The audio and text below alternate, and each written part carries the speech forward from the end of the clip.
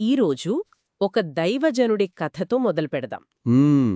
అతనికి దేవుణ్ణుండి ఒకే ఒక్క చాలా స్పష్టమైన ఆజ్ఞ వచ్చింది. అవును. ఆ ఆజ్ఞను పట్టుకొని అతనొక రాజును ధైర్యంగా ఎదుర్కొన్నాడు, అద్భుతాలు చేశాడు.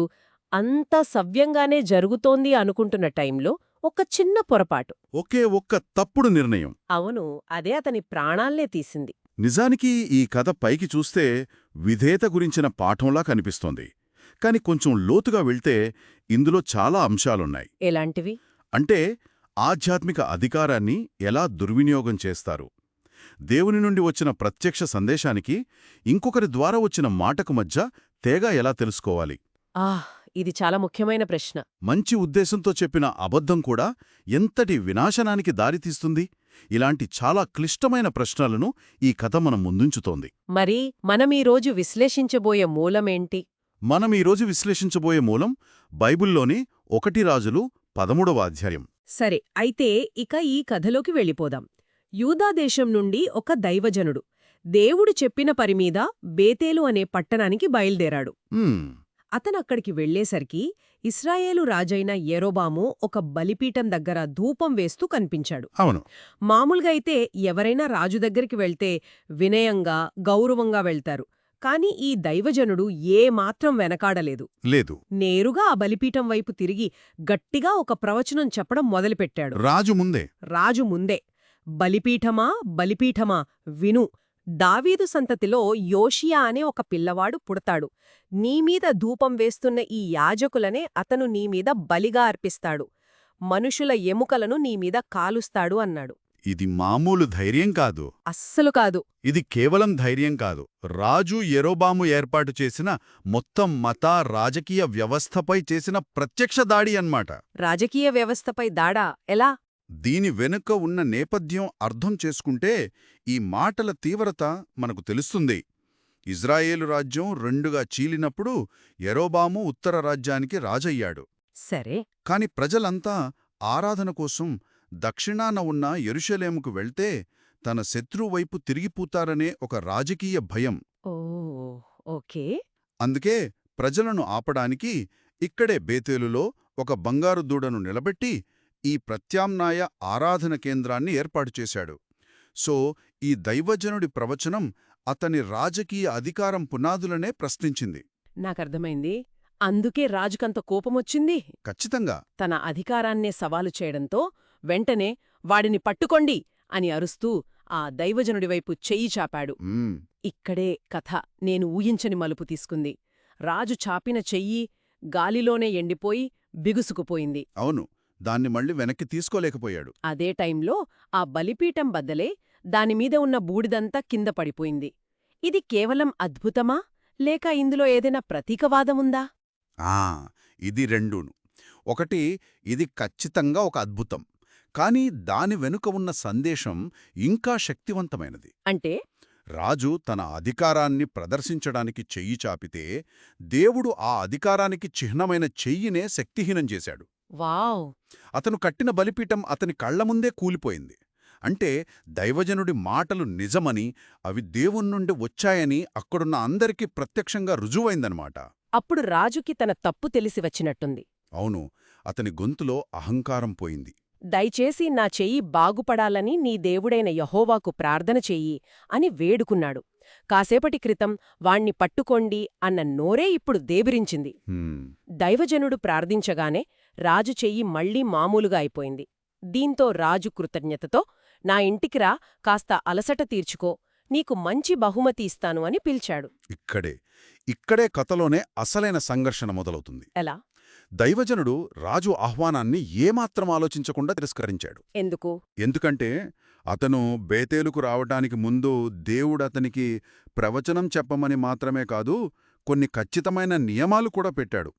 ఆ నియమాలు కూడా అతని పనిలో భాగమే. అవును, అతను రాజుతో ఎంత నిక్కచ్చిగా చెప్పాడంటే, నువ్వు నీ రాజ్యంలో సగమిచ్చినా సరే నేను నీతో రాను.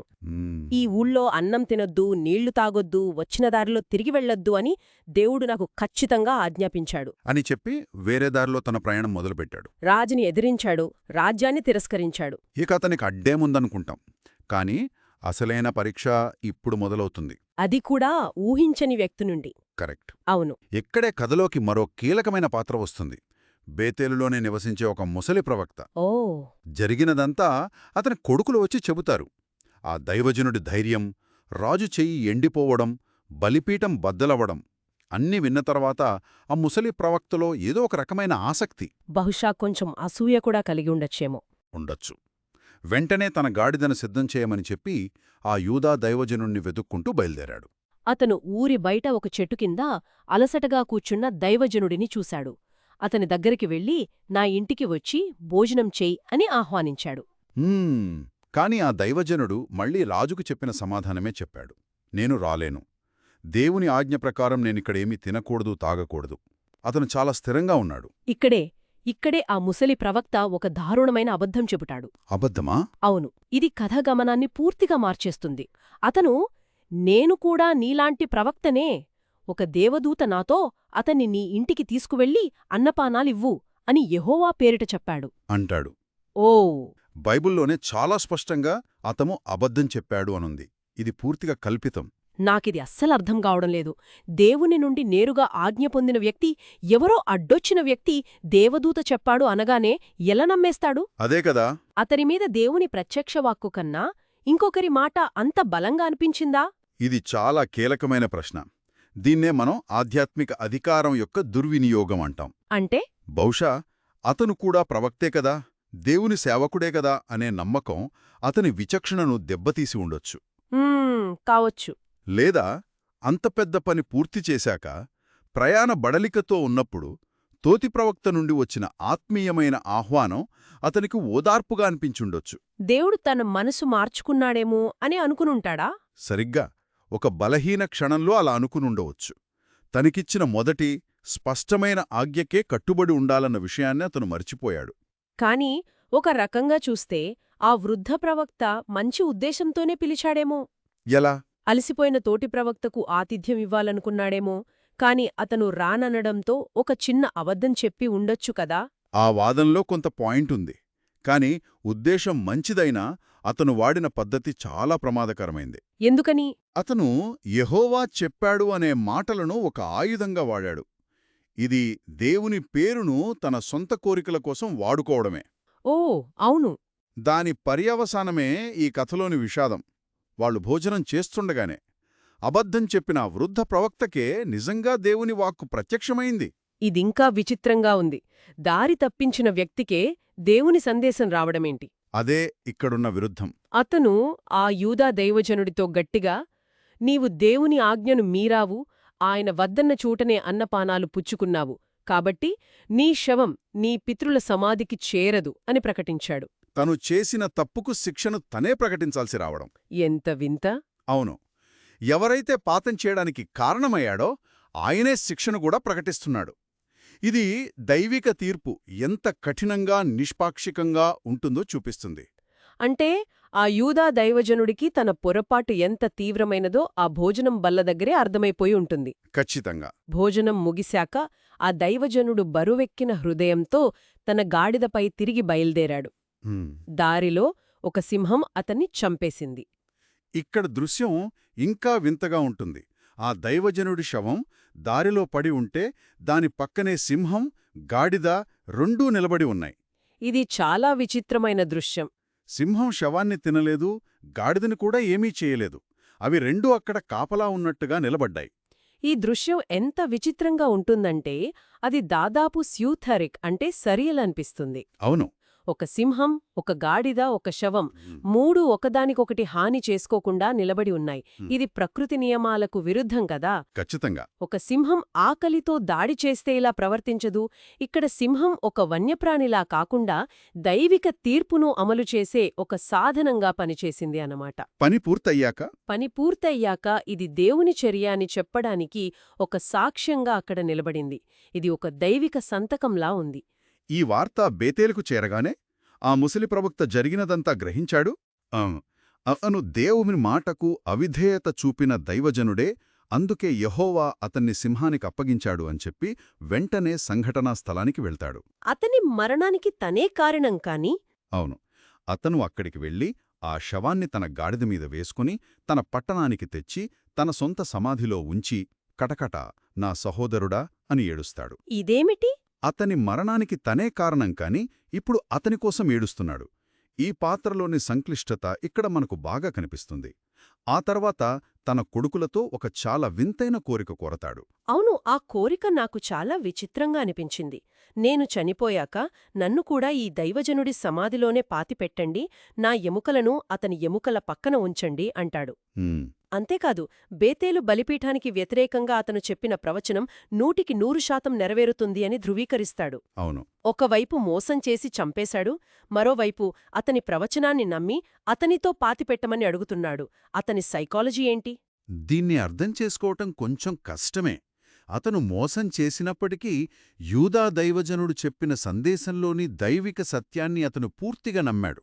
అంటే యోషియా వచ్చి ఆ బలిపీఠాన్ని అపవిత్రం చేస్తాడన్న ప్రవచనం నిజమవుతుందని అతనికి తెలుసు. ఖచ్చితంగా తెలుసు. ఆ ప్రవచనం నెరవేరినప్పుడు బేతేరులోని సమాధులన్నీ అపవిత్రం చేయబడతాయి. ఓకే. బహుశా దేవుని నిజమైన ప్రవక్త సమాధిలో ఉన్న తన ఎముకలు ఆ రోజు సురక్షితంగా ఉంటాయని ఆశించి ఉండవచ్చు. ఓ, అంటే ఇది పశ్చాత్తాపం కన్నా ఒక రకమైన ఆత్మరక్షణ. చెప్పడం కష్టం. అతను దైవజనుణ్ణి తప్పుదోవ పట్టించినా దేవుని మాటకు ఆయన తీర్పుకు విపరీతంగా భయపడ్డాడు. ఇది పశ్చాత్తాపమో లేక స్వార్థపూరితమైన ఆత్మరక్షణో మనకే వదిలేశారు. మరి ఇంత జరిగినా, ఎన్ని అద్భుతాలు, హెచ్చరికలు చూసినా రాజైన యెరోబాము మీద ఏమైనా ప్రభావం చూపిందా? ఆ తన కళ్ల ముందే చెయ్యి ఎండిపోయింది, బలిపీఠం బద్దలైంది, ఒక దైవజనుడు చనిపోయాడు. ఇన్నింటి తర్వాతైనా అతను మారాడా? దురదృష్టవశాత్తు లేదు. ఇది ఈ కథలోని అతిపెద్ద విషాదం. నిజంగా? అవును. మూలం చివర్లో చాలా స్పష్టంగా ఉంది. ఈ సంగతి జరిగిన తరువాత కూడా యెరోబాము తన దుర్మార్గమైన పద్ధతులను విడిచిపెట్టలేదు. అయ్యో! అతను మళ్లీ సామాన్య జనులను యాజకులుగా నియమించి తన తప్పుడు ఆరాధనను కొనసాగించాడు. ఇది చివరికి అతని వంశం మొత్తం నాశనమవడానికి దారితీసింది. అంటే అద్భుతాలు, హెచ్చరికలు చూసినంత మాత్రాన కొందరి హృదయాలు మారవన్నమాట. అదే ఇక్కడ ఉన్న చేదు నిజం. ముగింపులో చూస్తే ఇది నిజంగా ఒక విషాదకరమైన కథ. ఎంతో ధైర్యంగా దేవుని పనిని దాదాపు పూర్తి చేసిన వ్యక్తి చివరి నిమిషంలో మనొకరి మోసపూరిత మాటలు నమ్మి శిక్షించబడ్డాడు. అతని ప్రవచనం నెరవేరింది, కాని అతను మాత్రం తన ఇంటికి తిరిగి వెళ్లలేకపోయాడు. ఖచ్చితంగా ఈ కథ వింటున్న వారికి ఒక ఆలోచనను వదిలి వెళ్తుంది. ఏమిటది? మన వ్యక్తిగత విశ్వాసం, మనకు లభించిన స్పష్టమైన మార్గదర్శకత్వం విషయంలో బయటివాళ్ల ప్రభావం, వాళ్లు దేవుని పేరు చెప్పినా సరే ఎంత ప్రమాదకరంగా ఉండొచ్చో ఇది చూపిస్తుంది. ఒక సందేశం యొక్క మూలాన్ని ప్రశ్నించడం ఎంత ముఖ్యమో గుర్తుచేస్తుంది. అవును. చివరిగా ఒక ప్రశ్న మాత్రం సమాధానం లేకుండా మిగిలిపోతోంది. అదేంటి?